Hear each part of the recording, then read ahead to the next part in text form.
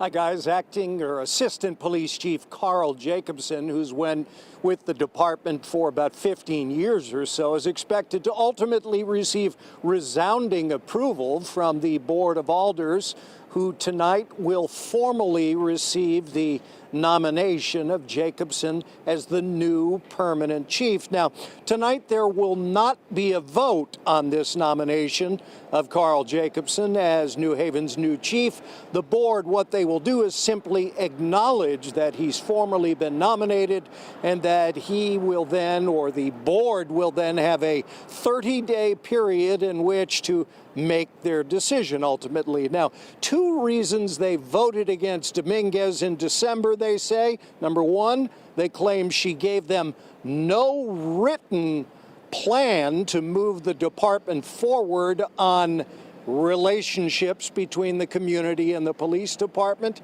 and they were not pleased that the upper ranks of the PD were not diverse. I do have a plan.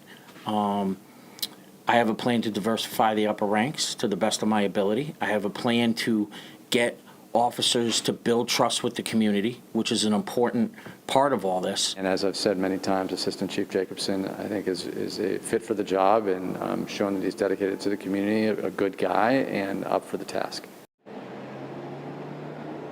Now, all essentially the same thing that the mayor said when nominating Dominguez some 6 months ago. Later this month, the Alders will conduct a meeting with Jacobson, and then they will ultimately announce their decision. It's expected on Tuesday, July 5th, which will be their next regular full meeting, the day after the 4th of July holiday. Coming up next hour on the Fox 61 News at 5, why was there a nationwide search with a price tag of $50,000 if Karl Jacobson was going to be the chief anyway?